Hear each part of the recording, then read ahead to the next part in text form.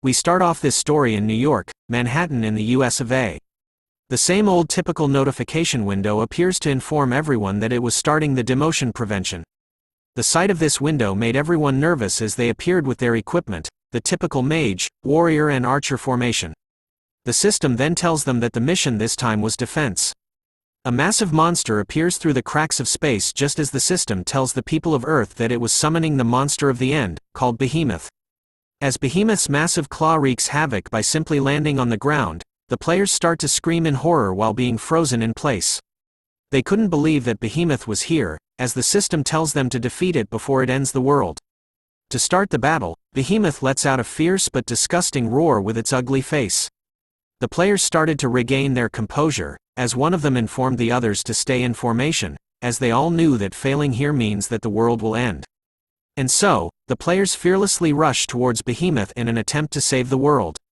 We are now brought to BattleNet, which began in 2010.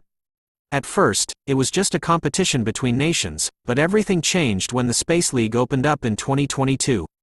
A fight for survival against other creatures in space began. Earth's representative, humanity, continued to lose. It is now 2023, there are only 10 nations remaining on Earth. Putting Earth at the risk of destruction. We now return to Behemoth, who is charging a powerful beam attack in its mouth, just like Godzilla. It finally lets it out, much to the horror of the players who could only stand still, waiting for the attack to kill them. But someone else intervenes with a sudden leap. It's a bird, it's a plane, no wait, it's just the main character. He appears in the air right above Behemoth, drawing its attention as it charges another one of its beams in the mouth. He looks at the monster with a pissed-off face before disappearing in an instant. Just as Behemoth lets out one more of its terrifying beam attack. It turns out to have no effect on the man as he simply flies through it, with his fist raised up high. With a single punch, like Saitama, he sends Behemoth crashing into the earth, sending shockwaves and dust to fly everywhere. Even the players nearby had to cover their eyes from the impact of just one of his punches. As they slowly opened their eyes, they were greeted with a shocking sight. They couldn't believe that our man was able to kill Behemoth in a single punch and on his own. As he stood on top of Behemoth's dead body, the system informed everyone that the USA of Earth had accomplished its mission.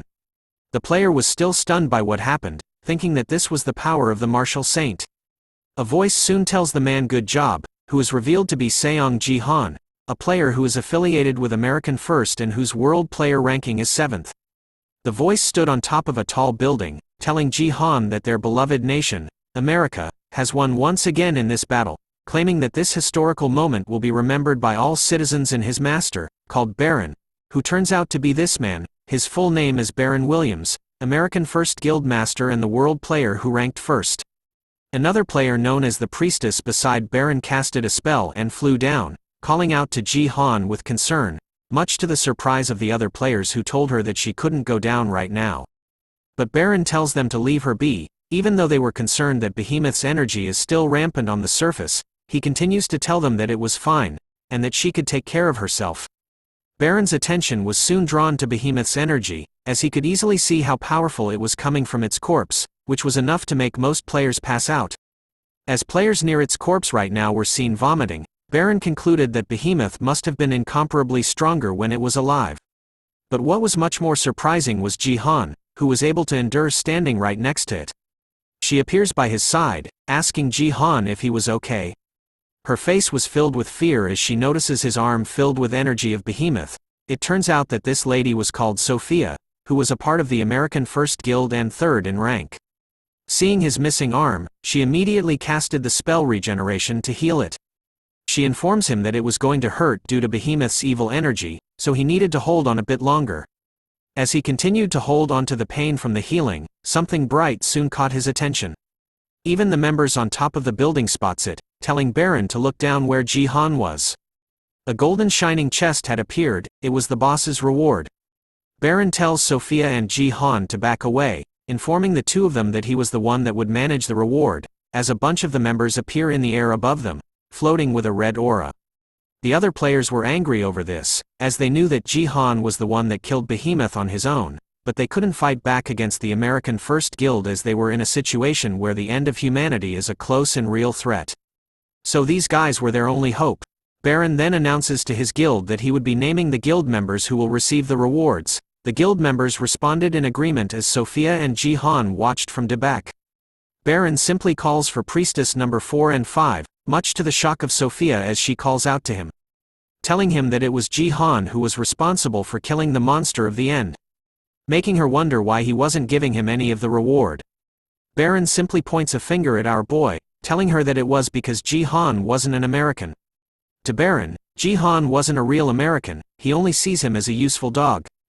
Ji-han hears this and remains silent, while Sophia tries to argue back. He tells her that it was fine and to go as he didn't care. Ji-han agrees with Baron, as he knew that he was just a refugee who ran away after losing his motherland. He had obtained an SSS rank skill called the Nameless Divine Arts. By using it, he climbed up to 7th place in the world ranking. Even then, he wasn't recognized as an American and experienced all kinds of discrimination. But what harassed him more than that was the guilt that he survived alone. As he sat on top of a destroyed taxi, Ji-han decided to focus on healing his arm as he would be getting his mission results soon. The system soon notified everyone that the game had ended, and that it was announcing the results of the Bronze League demotion mission. With the mission category of defense, its clear condition was the survival of more than half the players. The USA had succeeded. Along with China, however, Russia and Japan had failed, including the remaining countries in the world.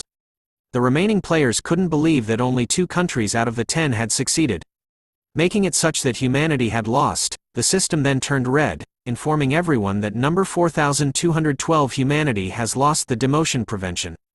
It also tells them that there were other players who have lost the demotion prevention, which meant that they will go against number 4773 orc in the final demotion decision battle. The players couldn't believe they were going against orcs. Sophia immediately tells Baron that they needed Ji-han as she recalled that in the last battle against the orcs, they had won thanks to him. But Baron was stubborn, as he tells her that they would go without him as a bright blue light teleports him somewhere else.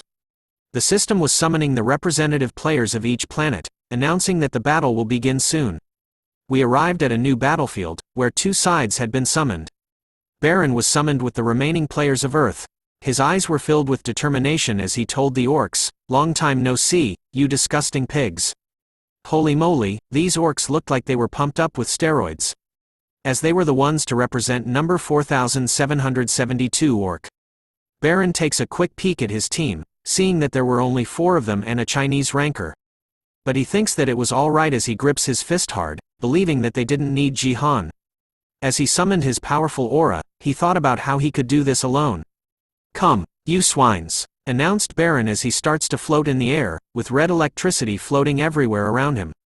As he flew towards the massive orcs, he declared himself as the representative of humanity. With an immense battle cry filled with his rage and anger, Baron charges by himself towards the orc with a mad fury, only to get one shot in a mere second by the NPC-looking orc, who slices Baron's head off with a single swing of its axe. The remaining representatives were stunned by what happened while the people of Earth were horrified, while Ji-han simply watched with a calm expression on his face. Something rolled onto the grounds of the battlefield, which was revealed to be Baron's head as the system announces that a humanity representative player is dead. Seeing Baron's head rolling on the ground shocks everyone as they scream in unison. The orcs then began to kill off the players one by one, cutting them in half with an axe, stomping on them hard, and finally choking. Kinky. It turns out that Sophia was the last player to survive. Groveling on the ground, she pleads with the orc to go away. But it was mercilessly as it raised its axe, thanking the humans for being weak as it meant that the orcs were going to make it. The system soon announces that the game has ended, concluding that number 4212 called Humanity has lost, being demoted from Bronze League. And since there was no lower league, Humanity has been deemed worthless, which resulted in them being expelled from the Space League. The purple dark energy that Behemoth gave off started to appear on the ground as the system announced that it was beginning deletion. The dark energy expanded, appearing beneath the feet of everyone, including Ji-han, who was surprised to see this. He was soon covered in darkness as he bears witness to this, the world's end. Earth was shown with a massive gaping hole, that's what he said. The screams and begging of the last people on Earth were heard throughout space and time as they were slowly consumed by the dark energy. Eventually, everything comes to an end as the system announces that humanity's deletion is complete. But an error was soon detected, stating that there were still humans remaining. A glowing figure remains in the endless darkness of space. It turns out to be Ji-han, who wonders why he was the only one alive again. A window appears, telling Ji-han that the nameless divine arts is resisting deletion. Even the system was interested by the nameless divine arts as it was resisting its deletion. Including Ji-han, who began to think about his skill, wondering if things would have turned out differently if he had been able to upgrade this power. Just as the system was talking about how Ji-han was weak but held potential, they concluded that they cannot overlook any possibilities, while Ji-han wished he had known the nameless divine art's real name. Would Korea still be here, and would I have been able to protect the people I love, were one of Ji-han's last thoughts. Before the system decided that they should give him another chance, multiple alien-like figures appeared in space, something from Marvel. They voted and agreed that player Seong Ji-han will be returned to the League's first entry era. Ji-han had barely heard the words League's first something before everything started to fizz out. He soon awakens in a pile of sweat as a voice on the television was talking about an interview. As he got up, he held his head in pain as though he was hungover. He thought about what happened as he recalled reading that he was going back to the League's first entry era. But looking around, he soon realizes where he was. But he couldn't believe it, so he decided to open the curtains of the room, revealing that he was staying in a penthouse, high above the common people of South Korea in the year 2020. Two little kids could be seen playing with sticks, calling themselves the Sword King known as Yoon Se-jin, while a student couple walked by them. Seeing this sight made Ji-han realize that he was really back. He immediately calls out his status window, which showed that he was level 2, the level he was at when they first entered the league. This is an opportunity that crosses his mind as he continues to look at his status window, hoping that if he uses the information from his past life, then he could change the future. But he knew that he must change it, in order to protect everyone this time. As it will be different, because he saw the end of this game, and now, he's back. In the year 2020, up until this point in time, Korea had a solid standing. Among the world's top players, there were 11 considered to be the best. And among those 11 players, there was one that was protecting third place. That person was able to zigzag and killed 5 players at once. The reason that Korea was unshakable was because of him, the Sword King known as Yoon Se-jin. The pride and treasure of Korea.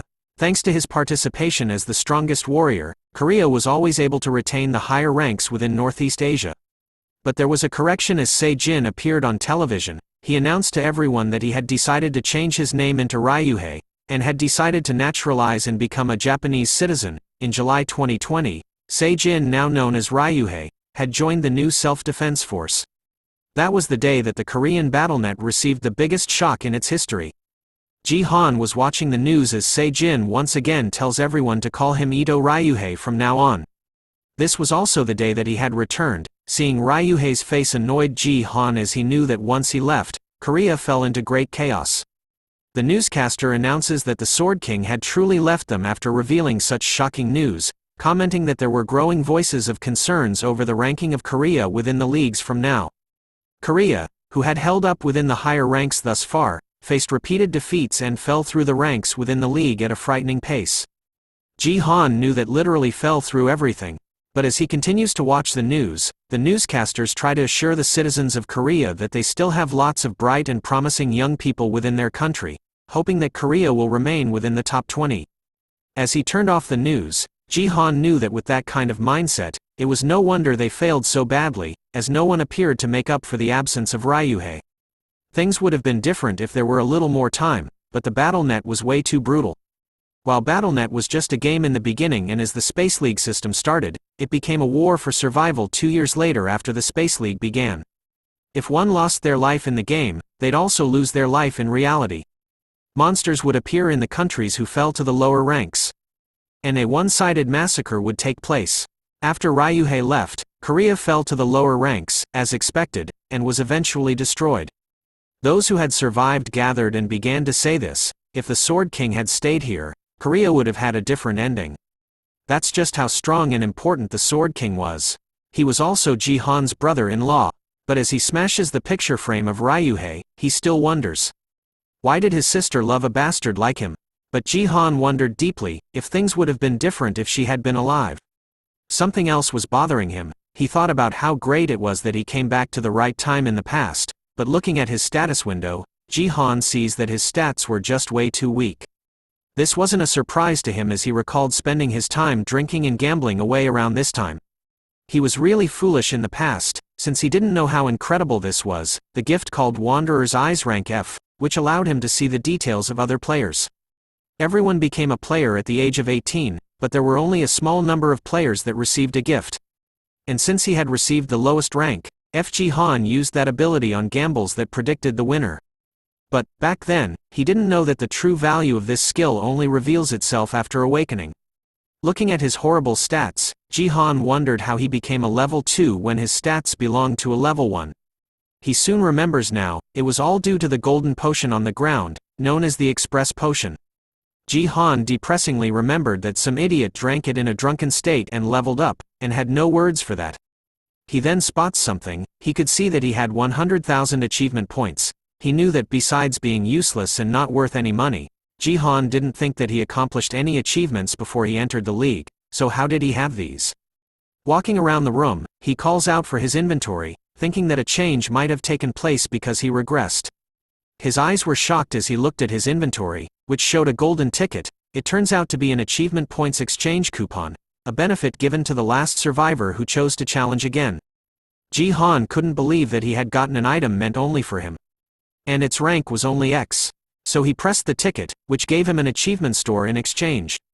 Ji-han could only mutter the word awesome as he looked at the new store. He couldn't believe that these things being listed were being sold. As he looked at the golden store, he wondered if he could get more selections if he upgraded, but knew that he needed something that he could use right away. Seeing that there weren't a lot of choices right now, Ji-han decided on upgrading the store first. But all it gave him was an inventory expansion, which Ji-han didn't need, so he upgraded once again. The second upgrade gives him the choice of adding a new nickname, but seeing this, he knew that this was something that wouldn't really be useful right now. Seeing that he only had 50,000 points left, Ji-han thought about how he would only have 10,000 points left if he upgraded the store to level 4. So now he only has two choices. Does he buy all the items that are available now, or does he gamble on upgrading it to level 4? Our boy turned out to be a true gambler, deciding to try what he can until he couldn't. The achievement store was now level 4, and had urgent restoration added. This new feature was shocking to Ji-han, as it allowed him to repair a faulty item to a perfect state. He thought about how this was no good, as he totally struck the jackpot, which is why he couldn't stop gambling. He then places his finger onto a scanner, which tells him that the recognition was complete, and that he was a family member before opening the door. Ji-han had entered Ryuhei's playing room where a decked-out golden chair was present. As he sat in the gaming chair, he couldn't believe that the system would still recognize him as a family member even though the owner wasn't here anymore. But he was happy to accept this as the system tells him that he had opened the inventory of the BattleNet connector. His first key was Dongfang Shuo's spoiled brush. Using the system's urgent restoration feature, Ji-han had begun to repair the brush. And soon enough, the repair was complete, showing a red and blue gem on the brush. Seeing the fixed brush, Ji-han's preparations were complete. The brush now holds an item rank of SS, and holds a link to the martial god. The system then tells him that the tutorial for the Gangnam Bronze League will soon start. Seeing the countdown left until summon, Ji-han immediately went to work as he knew that he didn't have much time. He takes out the brush and starts to write on his own status window, recalling the reason that he was able to rise up to become number 7 and be called the Martial Saint. Was because of a stat that combines strength, agility and HP, the unique stat, because he had martial power. The brush he held had been abandoned because it was spoiled, but thanks to the 2 words written by it now. It was the beginning of the start of his awakening. As the countdown started to slowly reach 0, something started to happen to his status window at the same time. We are now teleported inside the BattleNet League, where the mission this time is survival. The system hopes that he survives against the monsters of the Colosseum along with 100 players. Once half of the players remain, the survival will come to an end automatically. Ji-han had finally arrived, much to his surprise as he was still writing with his brush in the air, but he was shocked to see that he was in the Colosseum. But he was more concerned with the martial power as he called out for his status window once again. The system informs him that the traits of strength, agility and HP have been combined into martial power. Seeing this made him realize that he did it. Ji-han had obtained martial power. The system informs him of his accomplishment of obtaining a unique stat and gives him 10,000 achievement points. Seeing the new status gave him a sense of relief. as if he was seeing an old friend. He also knew that this was just a step towards him getting the nameless divine art, and that with this, he would breeze through the Bronze League. The system then informs him that he had logged in without being connected with the battle connector. The system warns Jihan that if he doesn't use the connector, then he would experience 100% of the pain in the game. Seeing the information made him recall that this was a world that reduces pain with money. During this time period, people were able to reduce the pain they experienced within the game by using the connector. The one that Ryuhei had was a high-end product that reduced up to 99% of the pain, which was something Jihan planned to make good use of later on. The system notifies him that the achievement window has been opened, and that he has received a limited quest. It tells him to achieve number 1 in the tutorial, much to Jihan's surprise, as he didn't see anything like this in the past. But he knew that this was a piece of cake since he has the martial power. The moment that system announced that the game had started, another player appeared right behind Jihan in an instant. Raising his sword high up, he swung it down hard, telling Jihan that he had got him. This brings us to the end of the story, as our main character died from the start. Just kidding. The player who tried to kill our boy remained stunned upon seeing something.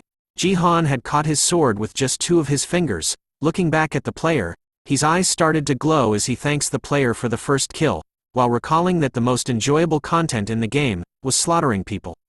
A guild is a group that trains and manages players.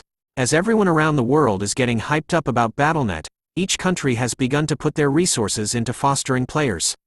Likewise, with aggressive investments from well-known enterprises, large and small guilds could be established in South Korea, and Korea was able to train strong players early in the league. The Gangnam Bronze League is the place where the rising stars of each guild made their debut.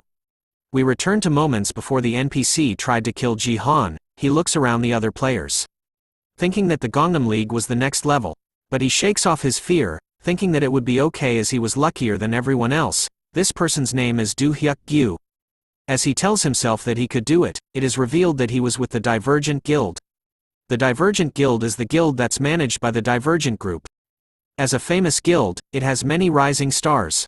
This ordinary young man was able to join Divergent after obtaining the A-rank gift called Agility, which allows him to ignore the league's restrictions on stats. Knowing that only a small minority can obtain an A-rank gift, he was sure that he would make it to the top 50. So he looks around, with confidence in his eyes, wondering who would be his first opponent. As he scans the other players battling it out with one another and even the orc monsters, he finally figured everything out. He decides to not touch any of them and backs away. He did this because he knew that staying alive is the most important thing for survival, and that he would get eliminated if he messed around with the other well-equipped players right off the bat. Seeing that most of them were from major guilds and have good equipment, he felt that this doesn't look like the Bronze League at all. But someone catches his attention. Looking at Jihan from afar, he thought that he was wrongly summoned. Seeing that Jihan was just wearing sweatpants and a singlet, Hyuk Gyu thought of him as a newbie that got summoned by mistake, which meant that Jihan was a free kill. He takes a step back, posing with his sword aimed at Jihan's back. He couldn't believe that he was getting such an easy kill. The moment that the system tells them that the game was starting, Hyuk Gyu immediately rushes forward and takes a massive swing towards our boy, telling him to die. But as we saw from before, Jihan manages to catch the sword with 2 of his fingers, which Hyuk Gyu couldn't believe at all. Jihan then lets go of the sword, causing Hyuk Gyu to fall to the ground.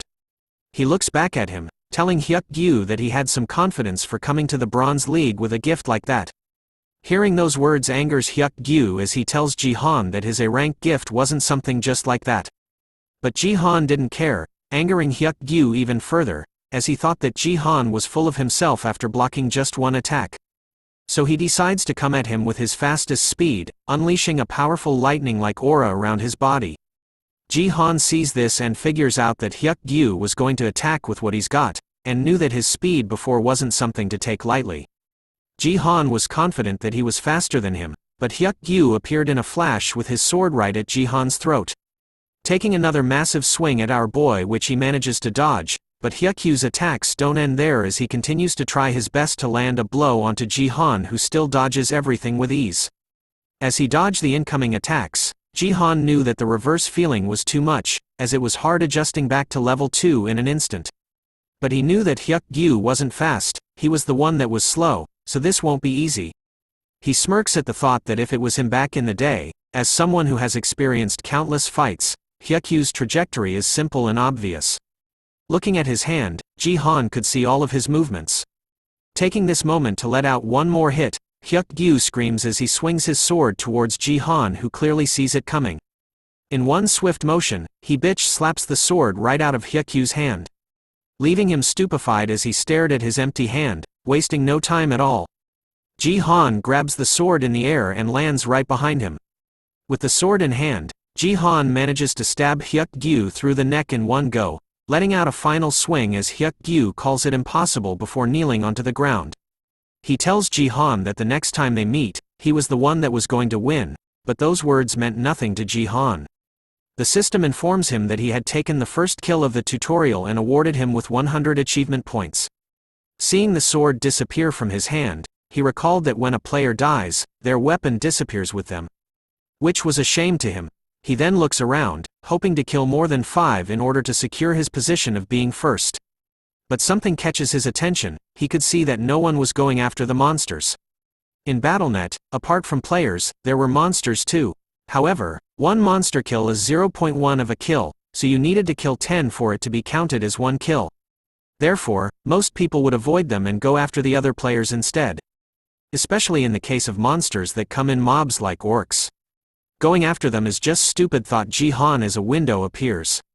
The system tells him that there was a new quest called Annihilate the Orc Mob. He sees the quest, thinking that hunting monsters is inefficient, but with a reward like this, 500 points is 5 times the reward for getting the first kill.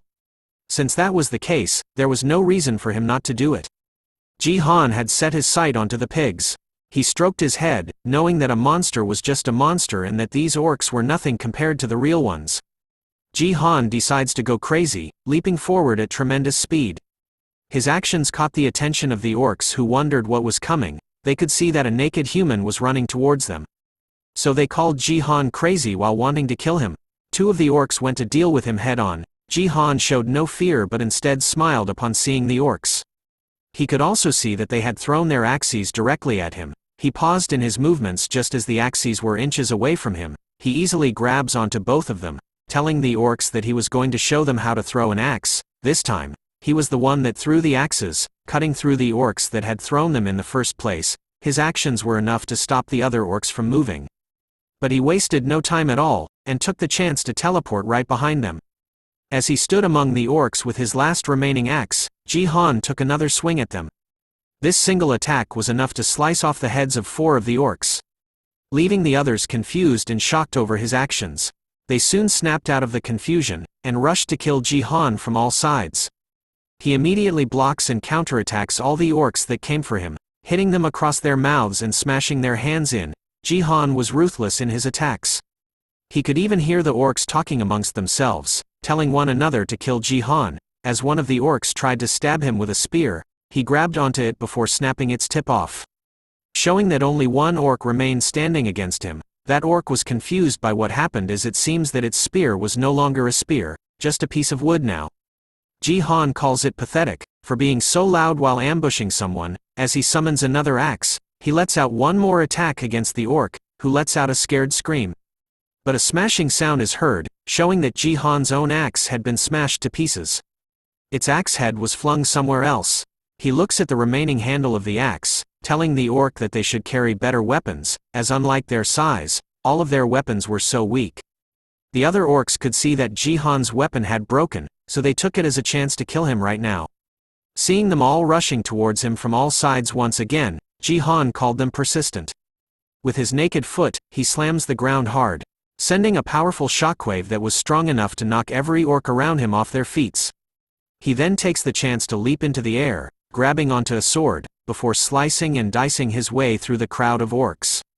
As more of the orcs died, the remaining ones couldn't see anything at all. Ji-han takes another chance to grab onto a spear. With his eyes focused and intended on killing, he throws it with all his might. It lands onto one of the orcs, before penetrating through the orc itself and going through 2 other orcs that stood behind it. The last orc stood frozen in fear. He didn't believe that Ji-han was normal, and instead called him a monster. Those were its last words as Ji-han beheaded it, allowing the system to inform him that he had cleared the quest, the annihilation of orcs. The system awarded him with 500 achievement points along with a level up. Ji-han was stunned by the level up as he knew that the express should have been calculated at the end of the game, which made him question if it was because he was low-leveled. But figures that it works for him, since he might as well level up his stats at the same time. Looking at his status window, he decides that the one stat he should boost was the martial power.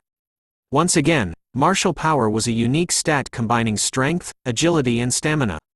Even if you were to possess a stat with the same number, it is an insane stat that is able to, at minimum, double your abilities.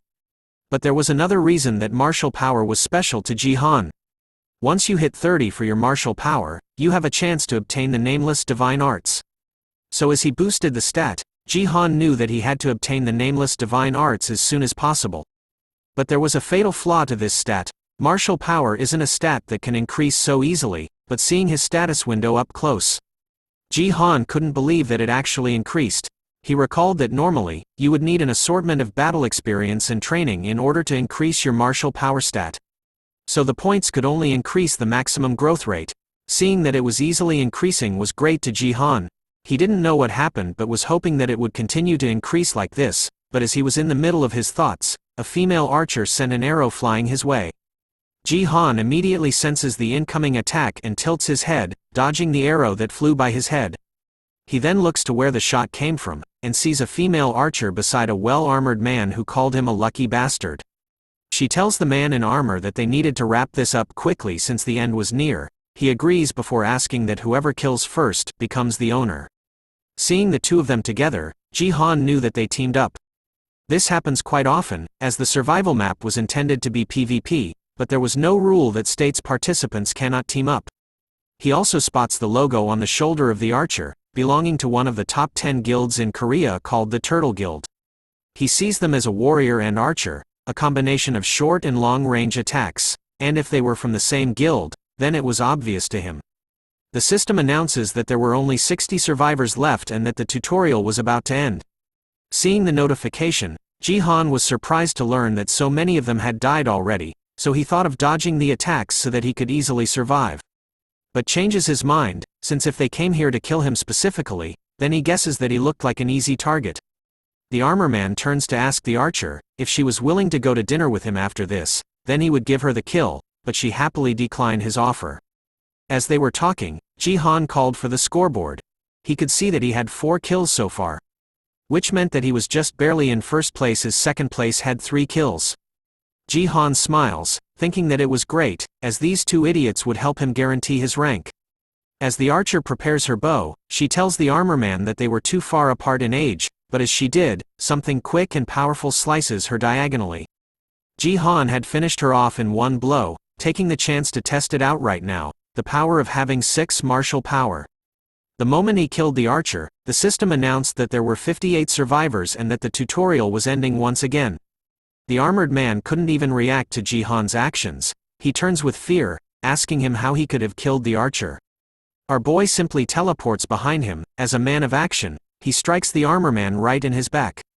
But as soon as he does, he notices that something was off. The armor man was still okay. His armor showed a crack as he tells Ji-han that this was the power of the turtle exclusive B rank armor, which was really durable. He continues to taunt Ji-han, telling him that he was never going to pierce through this armor with his poor weapon. Ji-han didn't reply with words, but a mad flurry of attacks, continuing to strike the same spot on the armor endlessly. The armor man couldn't believe that he was aiming for the same spot as the crack widened to show a massive hole. He soon stops his attacks, telling the armor man that this won't do. He smiles, revealing that he was going to make him suffer even more. The screams of the armor man could be heard by everyone watching as a lady watches on her screen while drinking tea. This was Lee Ha-yeon, part of the Divergent Guild's Department of Human Resources and its 3rd Division head. She commented that it was both a relief and surprise. Her comments were noted by the lady who stood beside her as she asked her what she meant by that. Ha-yeon tells her that it was a relief that Ji-han wasn't summoned right beside her. This lady was called Lim Ga-young, the bodyguard of Ha-yeon. She continues to tell her that she could have been disqualified instead of ranking 2nd place. She wonders if it was a good idea to avoid battle if they were matched with Ji-han. This comment seems to anger Ga-young as she showed a pissed-off expression on her face. Seeing her reaction, Ha Yian comforts her by telling her to fight and pummel Ji-han. But she refuses, saying it was alright and that she was going to avoid the fight, but Ha Yian orders her to as she reminded Ga Young that they needed to collect data. As Ha Yian turns to leave, Ga Young agrees to follow her orders, but her eyes are still drawn to the monitor. Seeing Ji-han fighting, she swears that she had seen him before. We now delve deeper into Lim Ga Young of the Divergent Guild. Known for possessing an S-rank gift, she was the Divergent Guild's high-potential prospect. Her performance in the league lived up to everyone's expectations. She lacked nothing to be ranked first. That is, if it hadn't been for Ji-han's appearance. The manager of the Turtle Guild scout team couldn't believe that Ji-han had managed to rank first while being level 2, without proper gear and affiliation to any group. Despite starting late, and just in his sweatpants, and with almost no weapons, Ji-han somehow acquired 6 kills, making the manager question if this really is the ability that one can show at level 2. We return to the penthouse, where Ji-han sat in the living room. The system informs him that he had ranked first in the tutorial, and as a reward, he was given a 50% express boost, and his level had increased to level 6 from 3.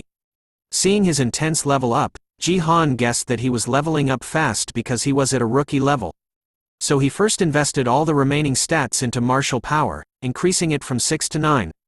Before checking the nickname that he had acquired due to the results at the league, his nickname was the Tutorial Conqueror, which provided him with a +1 to all attributes and 20% increase in express boost in the Bronze League. He thought that it was fine even though it only applied to the Bronze League. Seeing its effect in the +1, Ji-han's martial power was now level 10, which was pretty much the same as the free ticket in Bronze League. After all, he knew that the silver promotion battle was only after level 25, and so he needed to just focus on growing as he is now. Looking at his status window again, he realizes something.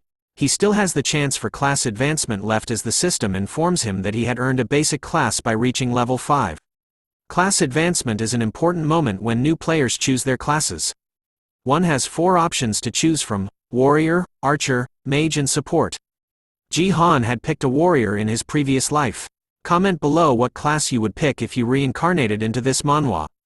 Recalling that he had already gone through it, Ji-han knew that he would have an easier time if he made the same choice.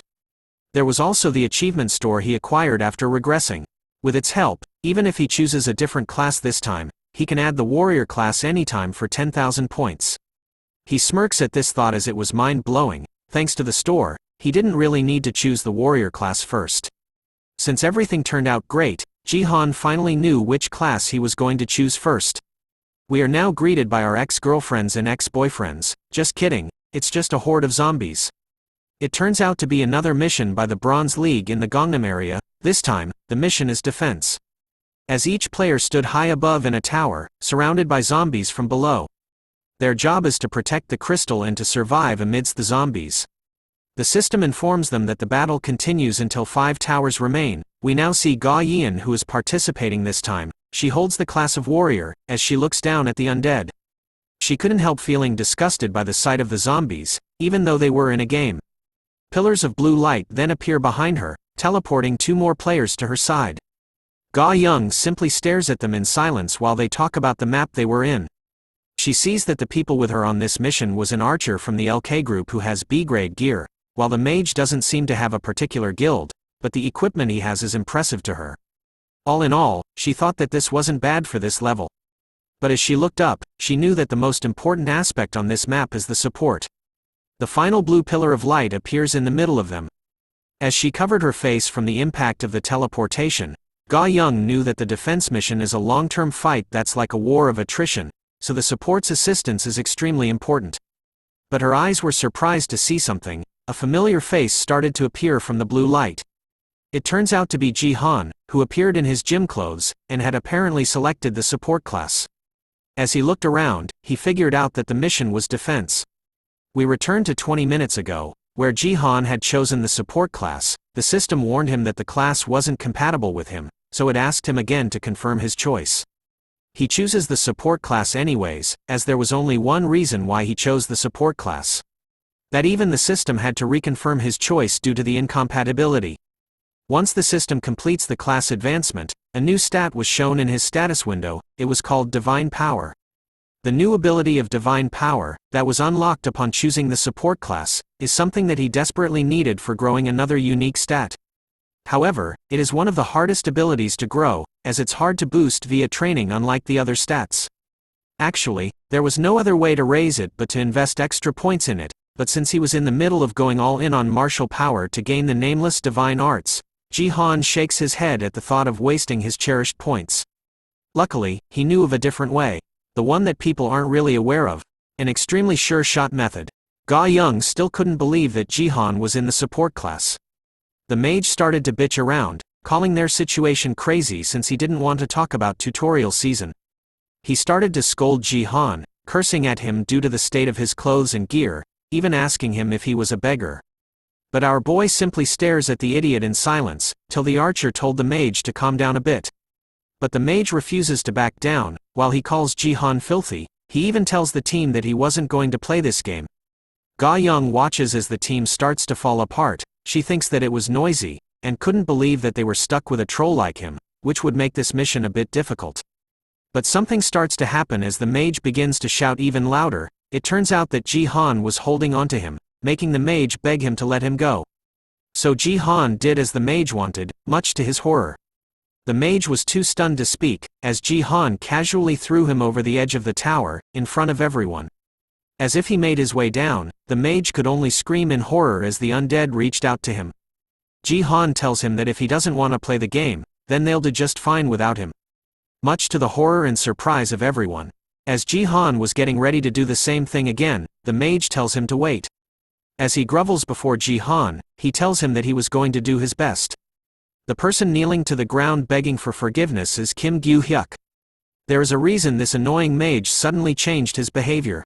You are given a total of 3 lives in the Bronze League's defense game. Gyu-hyuk was resurrected right away after being killed by Ji-han the first time, then he was killed once again, and now he had only 1 life remaining.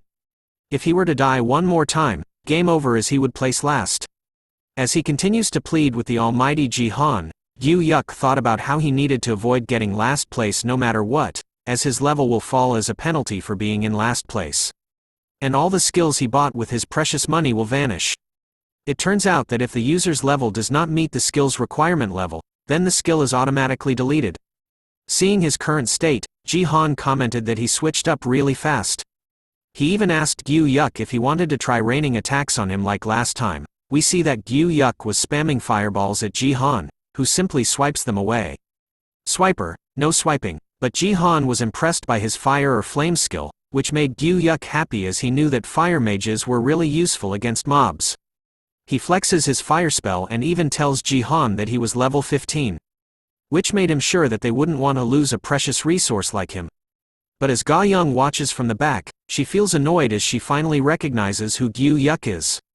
He used to be affiliated with one of the 10 great guilds and was respected by all, but he fell 4 times in the silver promotion leagues. After that, he just went around starting fights. Like a League of Legends bronze troller. Or in her words, a loser. It turns out that this man had balls as he tells Ji-han that he had one condition. He wanted Ji-han to apologize for killing him, only then would he cooperate with everyone. The archer agrees with his suggestion, thinking that this way, they would all make up. But Gyu-hyuk had other evil intentions, which Ji-han easily sees through as he grabs onto his robe. He couldn't believe that this asshole was asking him to apologize. So just like how we handle trash every day, Ji-han did the same thing. He tosses the loser into the air. With his battle bat primed and ready, he took a swing and knocked the loser back into the zombie horde, allowing the system to announce that mage class Kim Gyu-hyuk has died. The other members were stunned in their places, as they couldn't believe that Ji-han had actually killed their team member. The zombies started to climb up the towers, but a fire spell simply melted them away. The other teams were celebrating the fact that they had a fire mage, as their spells were really effective, ensuring that they wouldn't be in last place. Looking at the other teams with jealousy, the archer noted that that was why they needed a bridge. So he turns to the team, asking them about what they should do now. He complains to Ji-han, telling him that it would have been nice to meet Gyu-hyuk halfway to get his help, but now, they were all going to lose because of Ji-han's ego. But those words have no effect on our boy as he simply calls out for the status window, showing a limited quest, whose goal is to get first place in the 10 towers.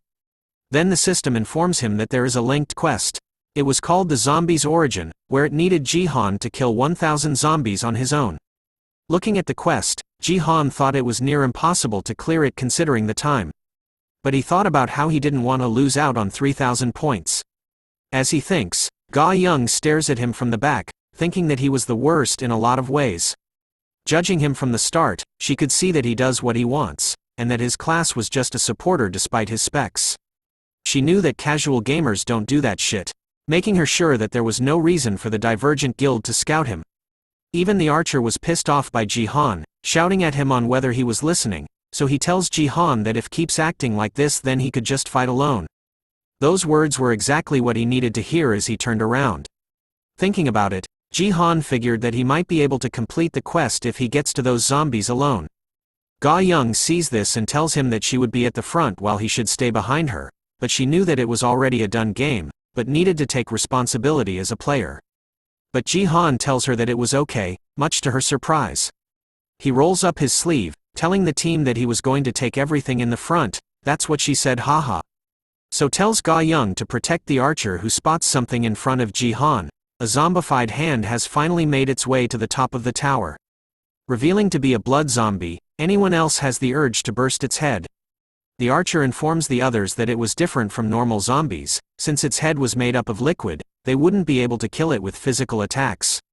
So their matchup is really bad. The blood zombie immediately leaps into the air like a WWE star, towards Jihan, who was ready for it.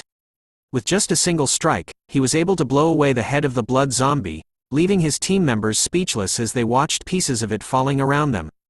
They could see white scared flames on the pieces of the blood zombie, showing us that Jihan uses divine power. More regular zombies started to appear, which was no problem to Jihan as he strikes each and every one of them with ease. A blood zombie appears once more, which Jihan slays with one hit again. As he stood on the edge of the tower, with countless zombies climbing up, Jihan decided to give it a shot on clearing the zombie quest. He only needed 994 more to go. As Jihan continued to kill the zombies one by one, reaching the goal of 1,000 kills even closer.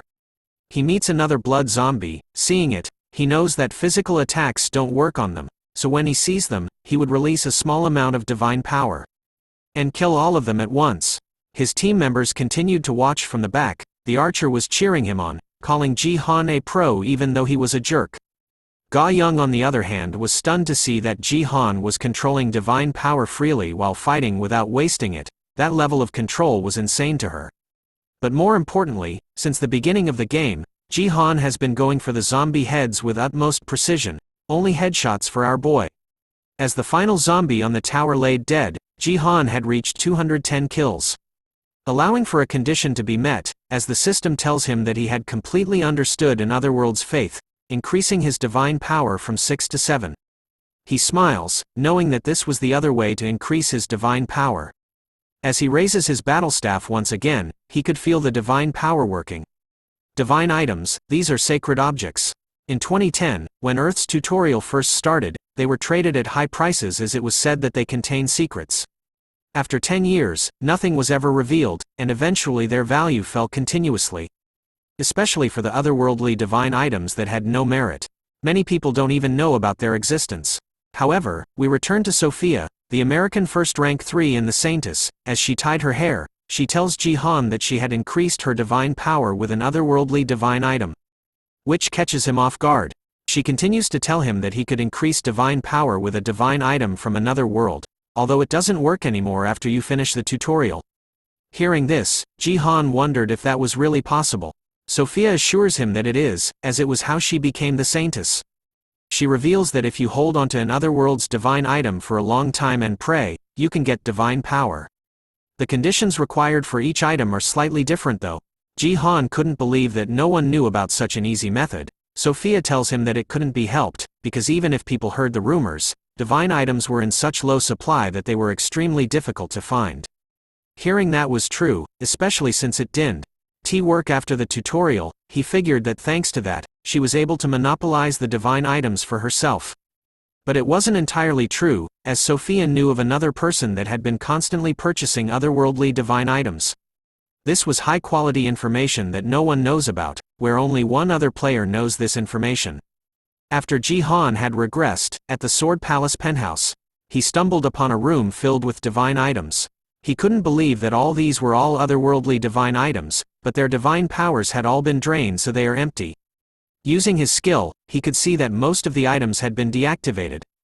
Seeing all the divine items here, he figured out the identity of the other player who has been collecting otherworldly divine items, the other saintess that he knew of, his very own elder sister called Seong Jiao.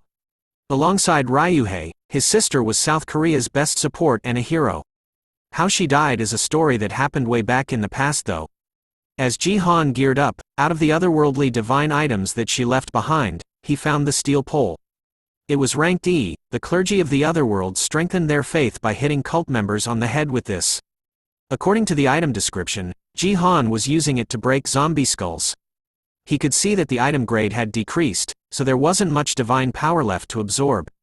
But since it was tough, it was perfect for hitting things with. Ga Young continued to watch Ji-han, impressed by his amazing physique, but still couldn't believe that his ki control was possible. As Ji-han continued to fight by himself, the archer tells Ga Young that he had spotted a fallen tower that was in the top 5, but as he suggests to her that they should help out, a zombie appears by his side, ready to turn him into the Walking Dead.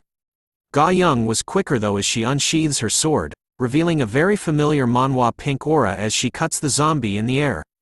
Her actions caught the attention of Ji-han, who turned around to see what was going on. Seeing her in action made him recall that she was familiar to him. It turns out that Ga Young was known for using the plum blossom sword. As he bitch slaps a zombie that got too close to him, he recalls that she was famous for being the interim sword king, but knew that she didn't have a great ending. After all, she died at the hands of Ryuhei. But somehow, he saved the plum blossom sword again.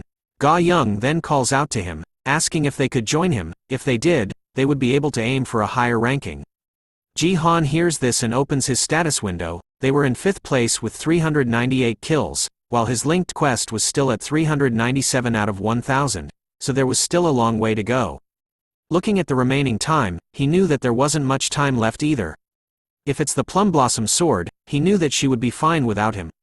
So he agrees with her suggestion, deciding to give it a go. Ji-han leaps away from the tower, telling Ga Young that he was going to leave it to her. His sudden actions made his team go WTF as they watched him descend into the horde of zombies. As he held onto his steel pole, the one in his hand and not in his pants, he filled it with divine power. Ji-han was going to gather everything up and blow it all to smithereens. The insane power of his attack wiped out everything, leaving cracks in the tower. The archer was amazed by this feat, and exclaimed out loud that they were now first. The system even tells them that they were the last survivors. But Ji-han was disappointed by the fact that he failed the linked quest, knowing that it was too much for now. As he was teleported back onto the tower, the archer continued to praise him for his hard work. All Ji-han thought of was becoming stronger so that he could try the quest once again. But he wasn't sure that the same quest would come out then. Ga Young started to walk to the edge of the tower, looking down at the sight that Ji-han made. She didn't think that it made sense. The bloodied sight of destruction made her question if this was really something an independent player could do by himself, and that Ji-han was even a support that was a lower level than her. The archer then tells them that he was going to log out, leaving the two of them alone. As he zipped up his jacket, Ji-han thought about how he was going to receive his rewards. But Ga Young calls out to him, looking at him. He questions how she knew his name, as he recalled that they haven't met separately at this point. As she stared at our boy, all Ga Young wanted was to talk to him. The potential and achievements he has shown during this game meant that this man was someone they needed at the Divergent Guild. So as a member of Divergent, Ga Young knew in order to recruit him, she needed his number. So she tells him, "Please give me your number." The moment those words left her word, she fell silent, before realizing what they meant. Even Ji-han was caught off guard by her sudden request as Ga Young's face started to blush hard. She started to stutter, hoping to resolve the misunderstanding between them. She thought about it in this sequence. Have I explained the whole story? Did I ask for his number in our first conversation? Up to no good trying to get someone's number at first sight. She realized that she had left out too much. So she tries to introduce herself as a member of the Divergent Guild, and that this was for business matters. But Ji-han cuts her off, telling her that he couldn't remember his number right now, which left her stunned. As he opens his window, he tells her that if they meet again, he'll let her know then. but for now, it's goodbye. As he logged out, Ga Young remained by herself, thinking about how he didn't remember his own number. But then figures out that she had just been rejected. Ji-han was now walking around in public, thinking hard about his Korean number as he had been using his American number for a while. He couldn't ask others what his number was, but realized that he had just been recruited, making him notice that he stood out too much as he didn't plan on joining a guild right now. So he opens the status window, as the rewards are important right now. He could see that his level had raised to 8 and that he had earned 1500 GP. Considering he had raised his divine power, the rewards were not bad. But he couldn't buy any holy items with 1500 GP. Although they were relatively cheaper in 2020, it was still too much for our boy, which made him think of going home and rummaging through his sister's storage room some more. As he opened the door to the penthouse, Ji-han was greeted by a shocking sight. A pair of black shoes were left in the open. This was enough to make him pause in his steps, even causing him to drop his plastic bag of goodies. It turns out that everyone has moments they regret their whole lives. Ji-han also had many regrets in his last life. He thought about the possibility as his hands trembled while reaching for the handle of the door. As he slowly entered the room, he knew that his greatest regret was the fact that he couldn't protect her. A young lady appears in a school uniform, turning around to tell Ji-han that she was surprised to see him awake at this time and even went outside. She asks him about his hangover, but Ji-han was stunned for once this time. He had so much he wanted to say to her if they met again. Recalling his past life where he was a loser, the young girl appears by his side, assuring him that she was strong and that she was the one to protect him this time. All she wanted from him was to believe in her, but the moment Ji-han did, his world came crashing down. He screams in pain, being sorry for not being able to protect her as he held her in his arms. He knows this must sound so shameless, but he had really missed her. It turns out that this young lady was his niece, called Se-ah. Yoon Se-ah, who was 18 this year, was born between Ryuhei and his older sister, making her his niece. He then asks her if the group living in Jeju had already ended. She nervously tells him that she was the only one that ended it early. Since everyone was going crazy over her father. Seeing her right now, Ji-han thought of her as being more important than anyone, since she's family. He felt annoyed by Ryuhei's actions, asking Se-ah if she managed to contact him. She tells him that she did earlier on, but revealed that her father had fallen in love. We are shown a past memory from her talk with her father, where he reveals to her that he had fallen in love with someone, and that he had thrown her away, as it was a condition by her lover to receive his love. And then he hangs up the call. Hearing this from her infuriated Ji-han. But he knew that Ryuhei had always been this kind of man, an irresponsible renegade bastard, who is willing to throw away his daughter and country for just one girl. But as he tries to contain his rage, Se-ah notices the family photo.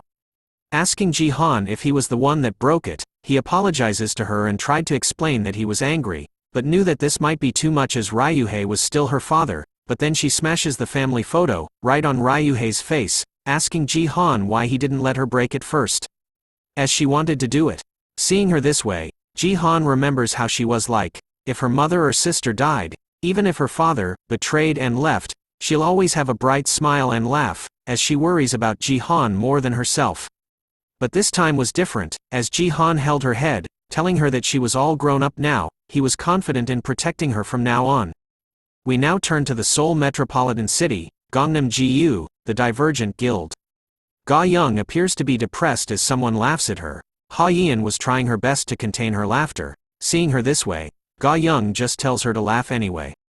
And so she did. Ha Yeon literally laughed out loud, catching the attention of everyone nearby. As Ga Young continued to sulk, Ha Young found Ji-han gunny for refusing the almighty Ga Young when she asked for his number. Ga Young reveals that she had nothing to say, as she knows that when you approach someone of the other gender, they judge you by your appearance, and since she wasn't as beautiful as Ha Yeon, she thought that she looked more like a man. Ha Yeon immediately took notice of her comment, knowing that this is a problem, as Ga Young didn't know how popular she was with men. As she sat in the lounge area, Ga Young asked her about her plan on Ji-han's recruitment. She tells her that they needed to recruit him no matter what as the old men were going crazy, telling her to do it. She was even getting stressed from it, and thinks that Ji-han is a talent that they must recruit. But as she sips her drink, a notification pops up on her phone, informing her of the BattleNet winner Mr. Seong, who was starting a live broadcast. She wonders why he was turning on the broadcast all of a sudden, knowing that there weren't any big matches today. But Ga Young was concerned that she was still watching these gambling broadcasts, so Ha Yian justified it by saying that it was more of a strategy analysis broadcast. But before she could call her out for her shit excuse, something on the stream catches her attention. She points it out to Ha Yian, who was startled as well when she looked at it. It turns out it was Ji Han who was doing the broadcast. He was adjusting the camera, asking Se-ah if the broadcast was coming out fine. Ga Young went to ask Ha Yian if this was the stream she watches for the win predictions, but she tells her that that wasn't important as Ji Han had revealed on stream that he was the brother-in-law of the Sword King. We now turn to Ji Han in real time, where he stood at the rooftop garden of the Sword Palace. Se-ah was the one filming her, whom he asked to back up a little bit. As he raised his foot up high with divine power filling it, the chat went crazy, asking him about what he was doing. Ji Han lets out a massive stomp onto the ground, destroying it into pieces as it sends shockwaves towards the statue of the Sword King. The chat called him a crazy bastard for hitting the landmark representative of Korea, while Ha Yian and Ga Young were left with their mouths wide open. His attack was enough to leave a gaping hole in the ground, but our boy doesn't stop. This time, he attacks with his fist, smashing the remaining statue of swords into pieces. His actions were liked by some while hated by others. His stream also contained more than 1 million viewers at once. He had also accomplished a new achievement. With his shirt all ripped out, he tells everyone that he felt a bit relieved now. With more achievements being accomplished, he tells the stream that he was going to start talking about the Sword King's naturalization. Thanks for watching the latest part from the voice of Manhwa. Subscribe for more content and don't forget to comment below what you want to see in the future. Like and share for more.